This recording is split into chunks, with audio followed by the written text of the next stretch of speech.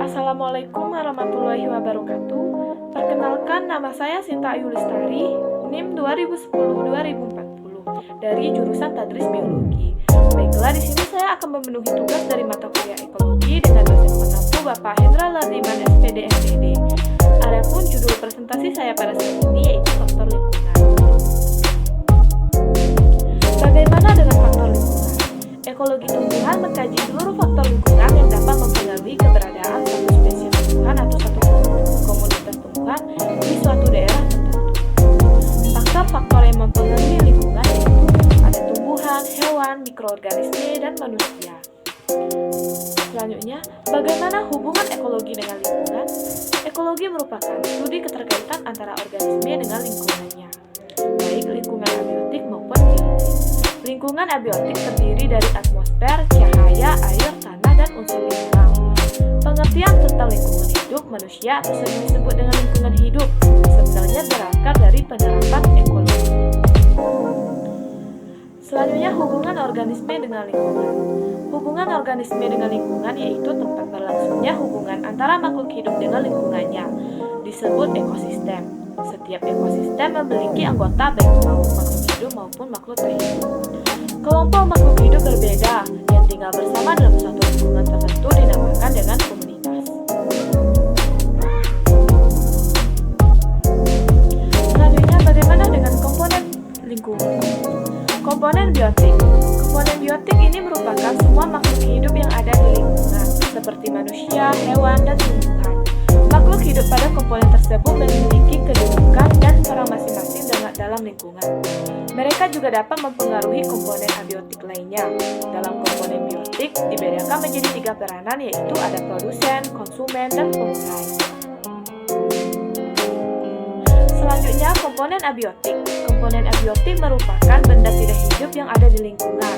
Keberadaan komponen ini sangat mempengaruhi jenis makhluk hidup yang menempati satu lingkungan.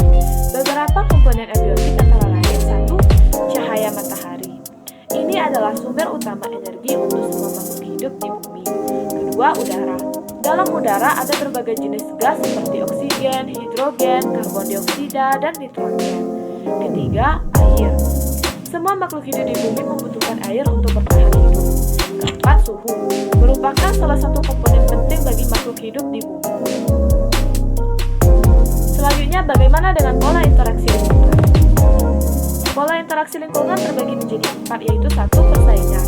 Persaingan akan terjadi pada makhluk hidup yang membutuhkan bahan makanan. Persaingan suatu pola interaksi yang menyebabkan kerugian bagi salah satu pihak yang kalah bersaing. Kedua, predasi. Predasi merupakan selain melakukan persaingan, makhluk hidup akan mendapatkan makanan dan memangsa makhluk hidup lain. Contohnya singa yang memakan kijang, zebra, dan rusa. Selanjutnya, simbiosis. Simbiosis merupakan beberapa makhluk hidup yang berdampingan tanpa melakukan persaingan atau predasi. Simbiosis merupakan pola interaksi antara dua makhluk hidup yang berbeda jenis dalam satu lingkungan. Dalam simbiosis antara dua jenis makhluk hidup dibedakan menjadi 3, yakni simbiosis mutualisme, simbiosis komensalisme, dan simbiosis parasitisme. Keempat, antibiosis. Antibiosis adalah interaksi antara makhluk hidup, di mana makhluk hidup yang satu menghambat kehidupan pertumbuhan makhluk hidup yang lainnya. Selanjutnya, apa itu iklim? Iklim adalah kebiasaan dan karakter cuaca yang terjadi di suatu tempat atau daerah. Waktu yang menjadi acuan penentuan iklim rata-rata berdurasi 30 tahun. Unsur penyusun iklim sama dengan cuaca. Pembentukan iklim di suatu daerah dipengaruhi oleh letak garis lintang, lereng, ketinggian, jarak dari perairan, serta kondisi arus air laut. Setiap daerah memiliki iklim yang berbeda. Jenis iklim pada tiap daerah sangat dipengaruhi oleh garis lintang. Karakteristik dari pola iklim global dipelajari melalui klimatologi. Iklim juga didasarkan pada karakteristik cuaca yang mempertimbangkan kondisi hujan, suhu, angin, dan penguapan. Selanjutnya, macam-macam iklim. Berdasarkan garis lintangnya, iklim di permukaan bumi dapat dibedakan menjadi iklim kutub, iklim sedang, iklim subtropis, iklim tropis, dan iklim khatulistiwa. Iklim juga dibedakan berdasarkan kondisi kawasan, yaitu iklim benua, iklim bahari, iklim tundra, dan iklim gunung. Selanjutnya, macam-macam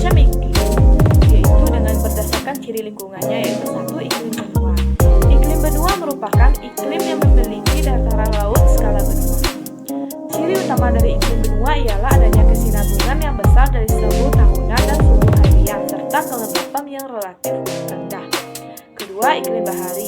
Iklim bahari merupakan jenis iklim yang memiliki perbedaan yang kecil antara suhu tahunan dan suhu udara harian.